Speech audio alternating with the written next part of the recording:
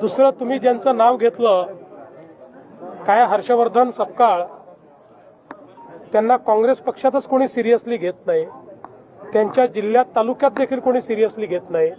तुम्ही का सिरियसली घेता? ते केवळ मला शिव्या दिल्यामुळे दिवसभर चॅनलवर त्यांचं नाव चालतं एवढ्याकरता ते बोलतात. त्यामुळे त्याला उत्तर देऊन मी कशाला माझ्या तोंडाचा वाफा या ठिकाणी खराब करू.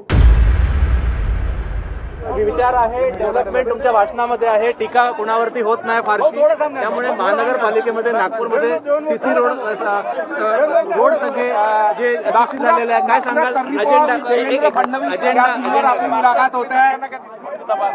अजेंडा आहे की आम्ही महाराष्ट्रामध्ये सगळ्या महानगरपालिका क्षेत्रांमध्ये इतक्या मोठ्या प्रमाणात विकासाची कामं केलेली आहेत की आम्हाला दुसरे विषय सांगण्याची आवश्यकता नाही.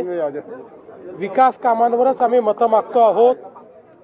फक्त कोणी आमच्यावर एखादा वार केला तर तेवढाच थोपवतो. बाकी पूर्ण अजेंडा विकासाचा आहे आणि त्याला प्रचंड प्रतिसाद मिळतो आहे. हर्षवर्धन आज पाहिलं असेल, टीका तुमच्यावर झाली. हर्षवर्धन सपकाळ यांनी अत्यंत अभद्र भाषा तुमच्यासाठी वापरली आणि त्यापेक्षाही वाईट शब्द तुमच्यासाठी वापरले. निवडणुकीच्या काळात भाषा खाली चालली आहे. बघा, पहिल्यांदा तर कोणी कितीही शिव्या दिल्या तरी माझ्यावर काही परिणाम याकरता होत नाही की मला विष प्यायची सवय आहे आणि जोपर्यंत महाराष्ट्राची जनता माझ्या सोबत आहे तोपर्यंत असल्या फालतू वक्तव्यांनी मला काही फरक पडत नाही. दुसरं तुम्ही ज्यांचं नाव घेतलं काय हर्षवर्धन सपकाळ, त्यांना काँग्रेस पक्षातच कोणी सिरियसली घेत नाही, त्यांच्या जिल्ह्यात तालुक्यात देखील कोणी सिरियसली घेत नाही. तुम्ही का सिरियसली घेता? ते केवळ मला शिव्या दिल्यामुळे दिवसभर चॅनलवर त्यांचं नाव चालतं एवढ्याकरता ते बोलतात. त्यामुळे त्याला उत्तर देऊन मी कशाला माझ्या तोंडाचा वाफा या ठिकाणी खराब करू.